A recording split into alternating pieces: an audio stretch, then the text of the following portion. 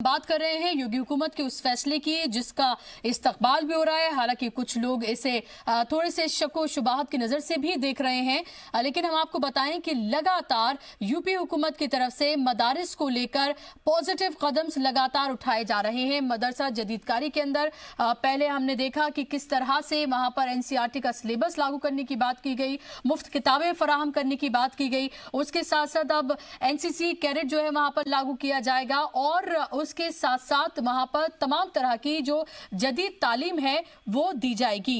इस पर बात करने के लिए तमाम खास मेहमान मेरे साथ मौजूद हैं जिनसे मैं लगातार बात कर रही हूं। ऋषि मिश्रा साहब, ये कदम अच्छा है कि किस तरह से यूपी हुकूमत और हम ये देख रहे हैं सेंटर की हुकूमत की तरफ से भी लगातार मुसलमानों को लेकर जिस तरह से काम किया जा रहा है उसका खैर मकदम किया भी जा रहा है, उसको अच्छी नजर से देखा भी जा रहा है। लेकिन क्या आपको नहीं लगता कि और बहुत सारे कदम हैं जिन्हें उठाने की जरूरत है? क्योंकि आप ऐलान कर देते हैं लेकिन अगर वो चीजें उन तक ना पहुंचे, अगर वो सहूलत उन तक ना पहुंचे तो जाहिर सी बात है उसका फायदा भी उन लोगों तक नहीं पहुंच पाएगा। देखिए उसरा जी, आपने सही सवाल उठाया है कि देखिए इन सब बातों को करने के लिए एक खास स्टडी की जरूरत है। मैं आपको बताऊं कि शहरी एरिया और ग्रामीण एरिया का आप रेशियो देखेंगे साक्षरता का, तो कहीं ना कहीं आपको ये आश्चर्य होगा कि ग्रामीण एरिया में जो साक्षरता दर है बिल्कुल ड्रॉप आउट है इन कंपेरिजन शहरी एरिया। यदि आप देखें शहरी एरिया में या मुसलमानों की यदि बात करें तो 34.4% जो मुसलमान जो हैं शहरी एरिया में भी इलिटरेट है, यानी साक्षरता दर के दायरे में नहीं आ पाते हैं। तो कहीं ना कहीं सरकार को जब कोई भी पॉलिसी बनाती है तो इन सब चीजों को ध्यान रखना होगा कि आप शहरी एरिया के लिए क्या कर रहे हैं, ग्रामीण एरिया के लिए क्या कर रहे हैं। दूसरा बड़ा मेरा जो कंसर्न है उसरा जी कि आप देखिए कि चाहे वो मदरसे की बात हो या सरकारी स्कूल की बात करें तो कुछ बच्चे जो हैं प्राइमरी तक जाके पढ़ पाते हैं और प्राइमरी एजुकेशन पाने के बाद वो ड्रॉप आउट हो जाते हैं, वो स्कूल से नहीं जाते हैं। कुछ बच्चे होते हैं कि 8वां 9वां तक जाते हैं और उसके बाद उनकी पढ़ाई खत्म हो जाती है। तो इस पे भी हमें गहन स्टडी करने की जरूरत है कि बच्चे जो हैं कि कितने % बच्चे जो हैं कि मैट्रिक कर पाते हैं, कितने % बच्चे 12th कर पाते हैं, कितने % बच्चे ग्रेजुएशन कर पाते हैं और यूनिवर्सिटी में जा पाते हैं। तो क्या कारण है कि बच्चे जो है मैट्रिक तक भी नहीं जा पाते हैं। तो इन सभी पहलुओं पे हमें जो है बात करना होगा, तभी जाके समावेशी शिक्षा हम अपने बच्चों को दे पाएंगे। जहां तक मदरसों की बात है, मदरसों का आधुनिकीकरण करना अच्छी बात है, लेकिन क्या आप रियली में आधुनिकीकरण ग्राउंड लेवल पे कर पाते हैं? आप उत्तर प्रदेश में ही देख लीजिए, बीजेपी सरकार के आने से पहले का हालात देख लीजिए। कितने सरकारी स्कूल में सरकारी अधिकारियों के बच्चे पढ़ते हैं या कितने मंत्री जो हमारे जो सियासतदान हैं उनके बच्चे सरकारी स्कूल में पढ़ते हैं। आज भी जाइए एक ग्रामीण एरिया के स्कूल को आप चेक कीजिए, देखिए वहाँ क्या हालत है कि जो एक आधारभूत जो सुविधाएं प्राइमरी स्कूल में उन बच्चों को मिलना चाहिए, क्या मिल पाता है? क्या टीचर का जो क्वालिटी है, मैं एक स्टडी का एनालिसिस कर रहा था, पढ़ रहा था दूसरा जी, उसमें पाया कि 45% बच्चे, सिर्फ यूपी के 45% बच्चे जो हैं 2+2 जोड़ नहीं पाते हैं प्राइमरी स्कूल के जो बच्चे हैं। तो आप समझ सकते हैं कि क्वालिटी ऑफ एजुकेशन। साहब शायद आपको याद भी होगा वो यूपी की टॉपर जिसकी लड़की जो थी उसकी तस्वीर सामने आई थी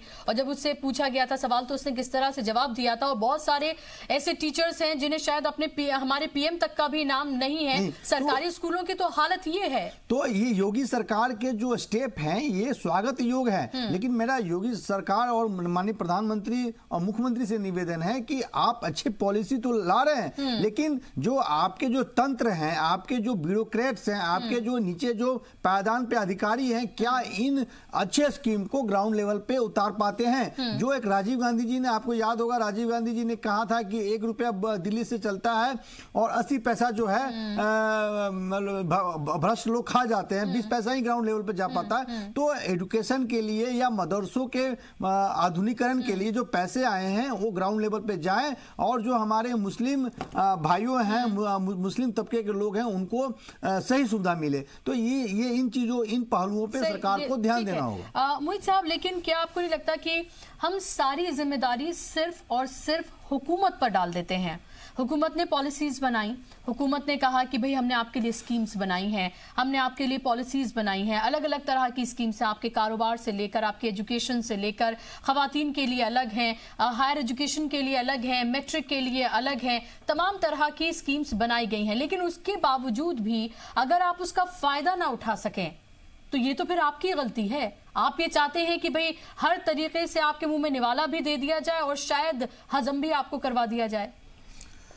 देखिए बुशरा जी, मसला क्या हो गया, आज हिंदुस्तान में जो मुसलमानों की अपनी हालत है, आपने सही कहा कि हमेशा आप हुकूमत को ही जिम्मेदार नहीं ठहरा सकते हैं, लेकिन खुद मुसलमानों की जहनी हालत क्या हो चुकी है कि मुसलमान अपने आप में कश्मीर बन चुका है। ऐसा मसला बन चुका है ना, उससे खुद संभाला जा रहा है और ना ही कोई दूसरा उसे संभालने के लिए ना तो तैयार है और ना ही दिख रहा है कि कोई उसे संभाल सकता है। हाँ। मसला क्या है, मैंने पहले कहा कि दोनों लोगों की जरूरत है।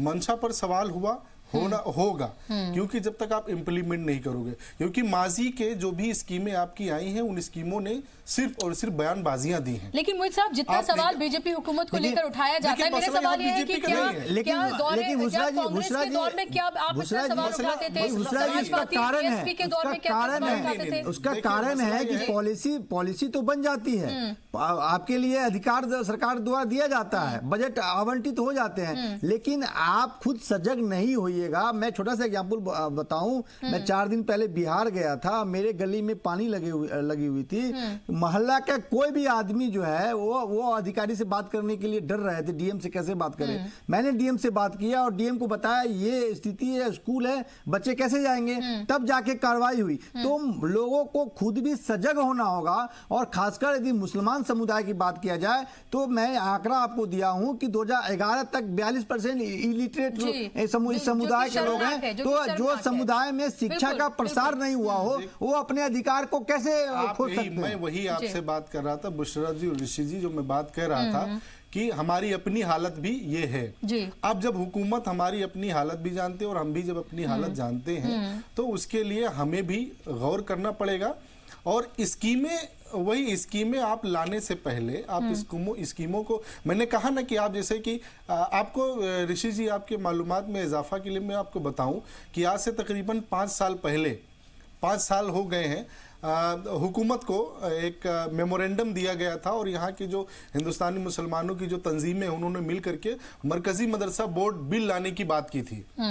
सिर्फ और सिर्फ इसीलिए आप मदरसे को मॉडर्नाइज करें, आप मदरसे को मेन स्ट्रीम में लाएं, इन तमाम चीजों के लिए उस बिल को लाने की बात की गई। लेकिन उस पर किसी ने भी रजामंदी का इजहार नहीं किया कि अगर हम मरकजी मदरसा बोर्ड बिल लेकर के आते हैं और अगर वो पास होता है तो फिर ये मेन स्ट्रीम, उसमें होगा क्या, उसमें फिर मदरसे में जो पढ़ने वाले स्टूडेंट हैं उनकी तादाद बढ़ेगी। आज 4% है, मे भी अगर वो सहूलतें होंगी, हमें बाकी जगह पर जो पढ़ाई हो रही वहीं पर पढ़ाई हो रही, तो मैं भी वो 4 की जगह पर 40% हो जाए। साहब, लोग ये सवाल उठाते हैं कि एक तरह से ये देखा जाता है कि मुसलमान बीजेपी का वोट नहीं है, वो उसको वोट नहीं देता है, ठीक है, ये माना जाता है। 80 से 90% लोग नहीं देते हैं बीजेपी को वोट। बीजेपी भी ये मानती है, इसीलिए टिकट्स भी उसी हिसाब से दिए जाते हैं, तमाम चीजें उसी हिसाब से दी जाती हैं। मेरा सवाल आपसे यह है कि इससे पहले जितनी भी हुकूमतें रहीं, चाहे सेंटर में रहीं या फिर यूपी में रहीं, मुसलमानों ने उन्हें जमकर वोट किया, मुसलमानों ने ये समझा कि शायद वो उनके खैर ख्वाह हैं। लेकिन मुझे बताइए, अगर वाकई में उन्होंने वो काम किया होता तो क्या 5 सालों में उनकी तस्वीर खराब अगर हुई होती तो सामने नजर आ जाती? यानी कि पहली हुकूमतों ने भी कुछ नहीं किया। मैं आपको बताऊं कि आपने जो मुसलमान और बीजेपी की जो बात की है, 2 चीजें बहुत अजीब हुई हैं 2014 से लेकर के अब तक, जो मुसलमानों के लिए रीथिंक का एक पॉइंट हो सकता है अपने आप को समझने का। मैं अगर कांग्रेस की बात करूं, आज थोड़ा सा अगर इसको मैं पॉलिटिकल वे में बात करूं, मुसलमानों की आज की जो हालत है कि कांग्रेस ने हमेशा मुसलमानों को बीजेपी से डरा करके अपने पाले में रखा कि मुसलमानों हमको वोट दो, नहीं तो बीजेपी आएगी और तुम या तो पाकिस्तान चले जाओगे, मार दिए जाओगे, ये सारा कुछ हो जाएगा। तो मुसलमान भागा चलाया। अच्छा, जब मुसलमान डर के कांग्रेस की तरफ गया तो जो डर के जाता है उसका कोई हिस्सा नहीं होता है। आज हालात देख रहे हैं कि हमारा क्या हिस्सा है और मुसलमानों की क्या हालत है। एक, बीजेपी ने इसका फायदा उठाया कि जब मुसलमान को हमसे डराया जा रहा है तो ठीक है, हम इसी का फायदा उठा करके हम एंटी मुस्लिम क्या कहते हैं इकट्ठा कर लेते हैं, और इसका भी रिजल्ट उनके सामने आया। आज हालत ये है कि आप चाहे बिहार देख लीजिए, जेडीयू देख लीजिए, आरजेडी देख लीजिए, मुलायम सिंह देख लीजिए, जितनी भी रीजनल पार्टियां थी जो मुसलमानों के वोट को लेकर के अपनी सरकारें बनाती थी, आज वो खत्म है, तकरीबन खत्म है। यानी कि मुसलमान उन तमाम रीजनल पार्टियों से अलग आकर के एक चौराहे पर खड़ा हो गया। ये किया सरकार ने, जानबूझकर किया या हो गया, गलती से हुआ, कैसे भी हुआ, ये हो गया। और इसी की बात प्रधानमंत्री ने अपने शपथ ग्रहण समारोह में कही थी। जो तीसरा वर्ड उन्होंने इस्तेमाल किया था, सबका साथ, सबका विकास और सबका विश्वास, वो विश्वास के पीछे यही था कि हमेशा तुमको जो है तिरस्कार तुम्हारा किया गया, तुम्हारा इस्तेमाल किया गया। अब जरूरत ये है कि अब तुम समझो। बीजेपी के पास एक मसला यह है कि अगर वो कांग्रेस मुक्त भारत चाहती है तो उसे मुसलमानों को अपनाना होगा, एक। और मुसलमान अगर बीजेपी में जाना चाहे तो क्या बीजेपी तैयार है? मेरा अपना मानना है कि मुसलमानों के लिए बीजेपी तैयार ही नहीं है, क्योंकि अगर मुसलमान बीजेपी में शामिल हो करके, लेकिन ऐसा क्या हुआ है? एक मिनट, नहीं, लेकिन मुझे ऐसा क्या हुआ है? कंप्लीट तो करने दीजिए जी, कंप्लीट करने दीजिए। मैं भी एक बात है, जरूरी नहीं कि जो बात अप्लाई किया, हाँ, आपने अप्लाई किया, मैं वही कह रहा हूं। आपने एक कार्यकर्ता के तौर पर आपने बीजेपी में अप्लाई किया, आपको डिनाई कर दिया गया। मेरी एक बात सुन लीजिए, उसके बाद आप जो भी कहेंगे। मसला क्या है कि जो आज की राजनीति है इत्तेफाक से, वो राजनीति धर्म की हो गई है। अब अगर मुसलमान बीजेपी में शामिल हो जाता है तो बीजेपी के पास मुद्दा क्या रहता है? ये मुझे बताइए, कब धर्म की राजनीति नहीं थी? आप मुझे बताइए कब धर्म की राजनीति नहीं थी? आप ये बताइए। जो है आज जो हालात दिख रहे हैं आपको, ये बुशरा जी आपको दिख रहे हैं, आप मुझे बताइए इससे पहले मुझे साहब ये बताइए कि क्या मुसलमान झूठे केसों में अरेस्ट नहीं हुए? मुझे बताइए कि क्या कभी कहीं पर दंगे नहीं हुए? क्या मुझे बताइए, क्या मुसलमान कभी मारे नहीं गए? मैंने कब कहा कि नहीं हुआ? तो फिर मैंने वही कहा कि इससे पहले क्या था। मैंने आपसे यही कहा कि इससे पहले क्या हुआ? हुआ सब कुछ है, पहले भी हुआ, आज भी हो रहा है। अभी मुसलमानों के लिए एक मौका, जैसे मैंने कहा ना कि एक ऐसे पॉइंट पर आकर खड़ा हो गया है कि वो रीथिंक कर सकता है, रीथिंक कर सकता है। क्यों? क्योंकि उसके पास चीजें वाज़ेह हो गई कि अब तक तुम्हारा इस्तेमाल हुआ है, लेकिन अभी बहुत सारे ऐसे मुसलमान हैं जो बीजेपी में हैं, मिनिस्टर भी हैं उसमें, कैबिनेट में भी हैं, स्टेट में भी हैं, मेंबर भी हैं, इवन आरएसएस में है। और आरएसएस ने तो मुसलमानों की तंजीम बना रखी है, मुस्लिम राष्ट्रीय मंच, उसमें क्या कहते हैं ज्यादातर मुसलमान है, बल्कि मैं कहूंगा 90-95% है। ठीक है, तो यहां पर मुसलमानों को एक पॉलिटिकली रीथिंक करने की जरूरत है और अपना एक पॉलिटिकल स्टंट या पॉलिटिकल स्टेप ले सकता है। हम आज बात मदरसों पे कर रहे हैं कि मदरसों की जदीदकारी, तो वही चीज आकर के सामने होती है कि इम्प्लीमेंटेशन ये अहम है। क्यों? क्योंकि हमेशा हो क्या रहा है कि सिर्फ मदरसे टारगेट हो रहे, सुनिए, मदरसे टारगेट हो रहे हैं। अभी वेस्ट बंगाल में जो गृह मंत्रालय से जो लेटर गया था कि जो है वो बंगाल की तरफ से मदरसों को टेरराइज करने की कोशिश की जा रही है, किसी एक मदरसे का नाम सामने नहीं लिया गया। आखिर क्यों? मदरसे का नाम लो, ये मदरसा टेरराइज हो रहा है, उसे बंद करो, त्वरित एक्शन लो, जो कुछ सख्त से सख्त एक्शन हो सकता है उसे लो। लेकिन आप फिर वही कहते हो कि डर ये है कि कहीं वो क्या कहते हैं कि पंथ की या एक समुदाय के वजह से कुछ दंगा ना हो जाए, फसाद। मत डरिए। क्यों आप डर रहे हैं? अगर आप सही हैं और वाकई में ऐसा हो रहा है तो ये हमारी अपील है और मुसलमानों की अपील है कि उसको तुरंत से तुरंत बंद किया जाए, आइडेंटिफाई किया जाए और मुसलमानों को बताया जाए कि तुम्हारे यहां ऐसा हो रहा है और इसको वो खुद बंद करा देंगे। ठीक है, मसला क्या हो रहा है? आप निकाल तो लेते हो, लेकिन फिर उसके बाद सिर्फ बयानबाजियों से क्या होता है कि जो जमीनी स्तर पर, समाजी स्तर पर लड़ाइयां शुरू हो जाती हैं, फिर ऐसी लड़ाई होती है कि जिसका कोई हल नहीं निकल सकता है। ठीक है ऋषि जी। देखिए, मेरा ये कहना है कि मुसलमानों, आप देखिए 2014 में जब मोदी सरकार चुन के आई, उसके बाद से आप देखिए एक से एक स्टेप मोदी सरकार ने मुसलमान के विकास के लिए, मुसलमान के सफलता के लिए लिया है। आप देखिए जैसे अल्पसंख्यक मंत्रालय यूपीए सरकार ने बनाई थी और क्या बजट था। अब जो है अल्पसंख्यक मंत्रालय का बजट देखिए 4000 करोड़ से ऊपर की है। आप समझ लीजिए, आप देख लीजिए ट्रिपल तलाक पे मोदी सरकार ने एक बहुत अच्छा स्टेप लिया। उसके बाद अब वजीफा देखिए, जब मोदी सरकार दोबारा चुन के आई है तो वजीफा का ऐलान किया गया है। तो मोदी सरकार का एक से एक कल्याणकारी स्टेप खासकर मुसलमान भाइयों और मुसलमान समाज के डेवलपमेंट के लिए लिया गया है। उसी का परिणाम है। आप देखिए 2014 का जो वोट परसेंटेज यदि आप मुसलमान समुदाय का निकालेंगे और 2019 का वोट परसेंटेज निकालेंगे तो करीब काफी इजाफा हुआ है और 20% 7 से 8 से 20% जो है मुसलमानों ने बीजेपी को चुना है। तो कहीं ना कहीं जो विश्वास का जो रेशियो है खासकर बीजेपी के प्रति मुसलमान समुदाय का बढ़ा है। तो कहीं ना कहीं जो विश्वास का जो बिल्डअप किया जा रहा है बीजेपी की तरफ से वो कहीं ना कहीं सकारात्मक पहल है और इसका मुसलमान समुदाय और समाज को भी खुले दिल से स्वागत करना चाहिए और बीजेपी को भी अडॉप्ट करना चाहिए और बीजेपी को भी है कि मुसलमान को अधिक से अधिक टिकट देना चाहिए ताकि जो इसका फायदा अपोजिशन पार्टी उठाती है मुसलमानों का डर दिखा के या बीजेपी का डर दिखा के काउंटर बैलेंस करके वो समाप्त हो जाएगा और कहीं ना कहीं ये जो एक बड़ा सब्जेक्ट बन जाता है चुनाव के टाइम में। ऋषि जी क्या आपको लगता है अभी भी विश्वास पे काम करने की और जरूरत है? क्योंकि सबका साथ सबके विकास की आप बात करें, विश्वास आपने बहुत विश्वास से इसमें जोड़ा है, लेकिन अभी उसी विश्वास को पाने के लिए क्या आपको लगता है और अभी काम करने की ग्राउंड लेवल पर जरूरत है? क्योंकि अक्सर हम ये देखते हैं कि कोई ना कोई बीजेपी के कभी कोई एमएलए, कभी कोई फ्रिंज, कभी किसी और इस तरह की तंजीम से जुड़े हुए लोग जो हैं वो इस तरह के बयानात, इस तरह की चीजें कहते हैं जिससे जो विश्वास बढ़ रहा होता है फिर से उसमें एक तरह का डाउट पैदा हो जाता है। बुशरा जी, आपको प्रधानमंत्री का एक बयान याद होगा, उन्होंने 2 शब्द का इस्तेमाल किया था माननीय प्रधानमंत्री जी ने, छपास और दिखास।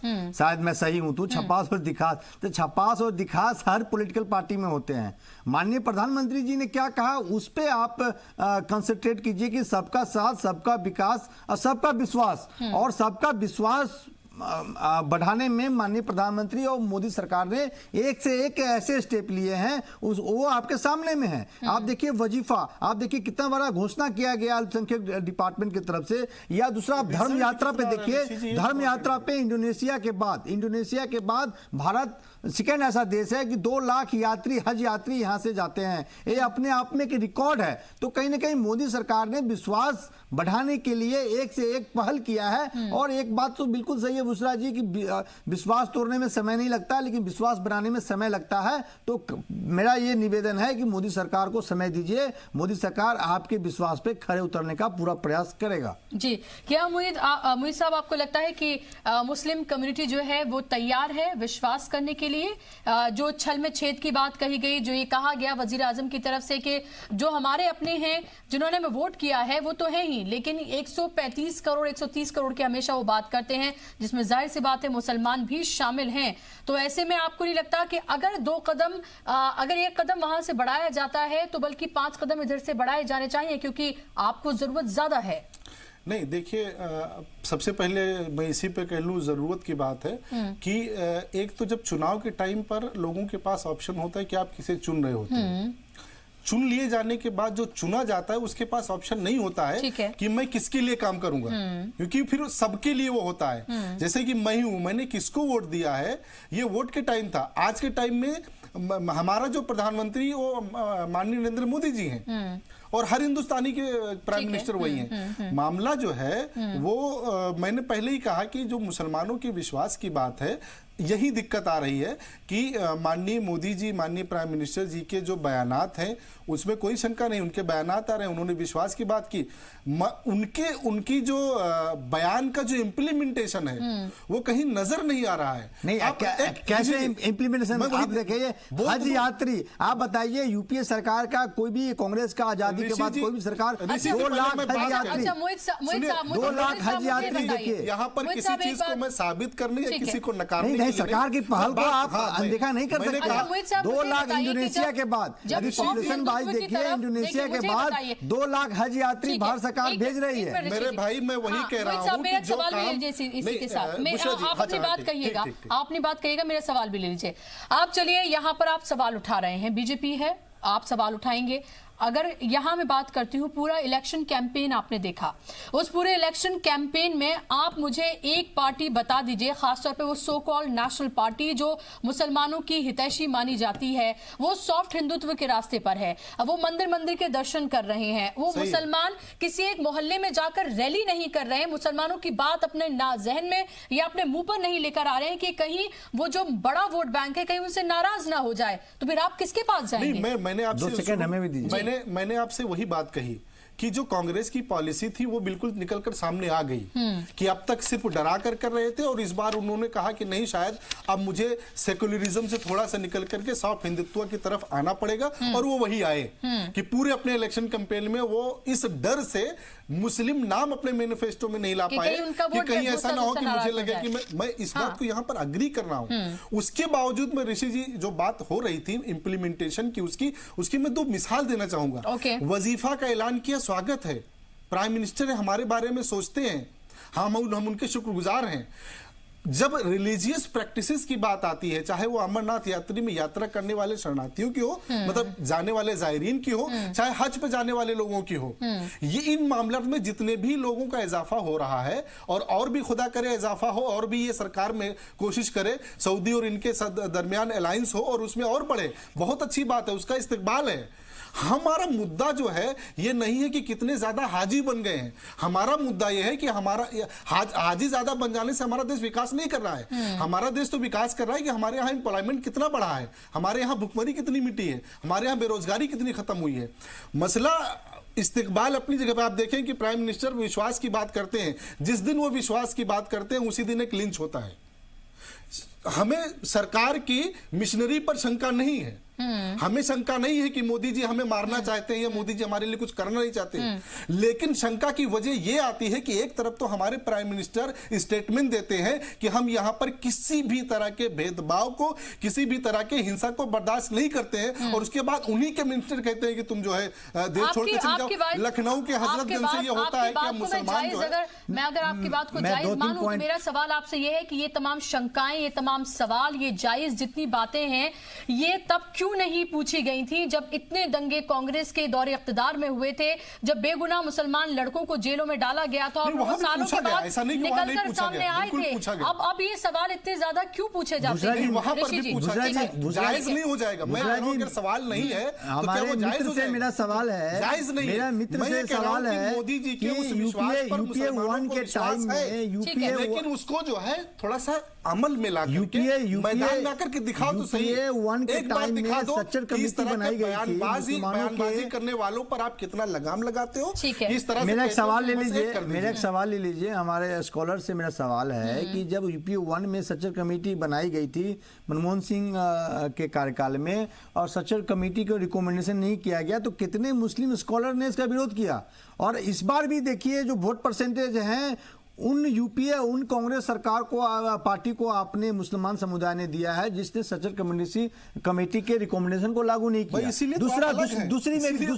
दूसरा मेरा बड़ा कंसर्न है कि राहुल गांधी या कांग्रेस पार्टी जो है मुसलमान के हितैषी अपने आप को मानते हैं, लेकिन वही गुजरात जाते हैं तो मस्जिद नहीं जाते हैं ताकि वो पोलराइजेशन ना हो। आप गुजरात में कितने मुसलमानों को टिकट दिया है, राजस्थान में आपने कितने मुसलमानों को टिकट दिया है। यदि आप परसेंटेज भी, पॉपुलेशन बाय परसेंटेज भी देखें तो अच्छे खासे मुसलमान राजस्थान और गुजरात में रहते हैं, लेकिन आपने कितने मुसलमान को टिकट दिया? तो जो पॉलिटिकल पार्टी सबसे ज्यादा हितैषी मुसलमान की बनती थी वो सचर कमेटी के रिकमेंडेशन क्यों नहीं लागू किया? आज जो स्कॉलर जो बीजेपी या मोदी सरकार के मंशा पे प्रश्न उठाते हैं वो उस समय कहां थे जब सचर कमेटी रिकमेंडेशन नहीं लागू किया गया? मेरा सवाल, हमारे मित्र, सवाल गलत तो नहीं है ना। मसला ये है कि अगर यूपीए ने कुछ गलत किया, यूपीए ने गलत किया, मुसलमान खामोश था, आज आप अच्छा कर रहे हैं। मेरा सवाल है खामोश क्यों था मुसलमान? कांग्रेस और बीजेपी क्यों कर रहे हैं? नहीं, खामोश क्यों था? अलग है ना, आप अलग हैं।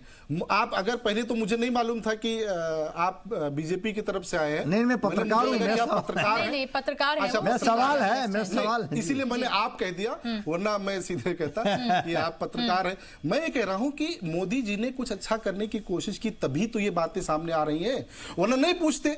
जैसे उन्होंने नहीं पूछा वैसे आप भी नहीं पूछते।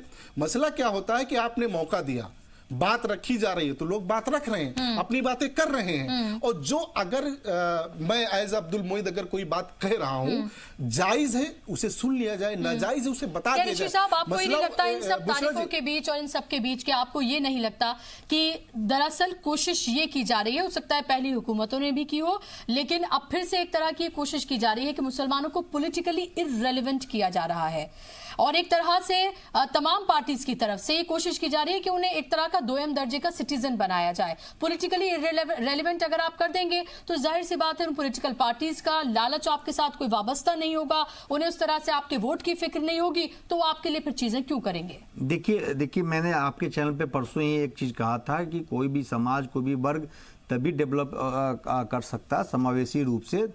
4 पहलुओं पे आपको ध्यान होगा, सामाजिक उत्थान आपको करना होगा, शैक्षणिक आपको मजबूत करना होगा, और क्या कहते हैं आपको एक सबसे बड़ा मैं जो सवाल उठाया था बीजेपी के नेता से भी मैंने सवाल किया था कि पॉलिटिकली आप उनको कितने इंगेज कर पाते हैं। सिर्फ एक कोई पॉलिटिकल पार्टी के लिए मैं नहीं कह रहा हूं, हर पॉलिटिकल पार्टी मुसलमान समुदाय को, क्योंकि मुसलमान जो है हमारे भाई हैं, इसी देश के हिस्सा है, और बड़ा पाकिस्तान मैं कहता हूं हमारे जो पड़ोसी पाकिस्तान है उनसे ज्यादा मुसलमान हमारे यहाँ रहते हैं, हमारे देश के हिस्से हैं, और जितना अधिकार हिंदू का है इस देश पे उतना ही अधिकार हमारे मुसलमान भाइयों का है।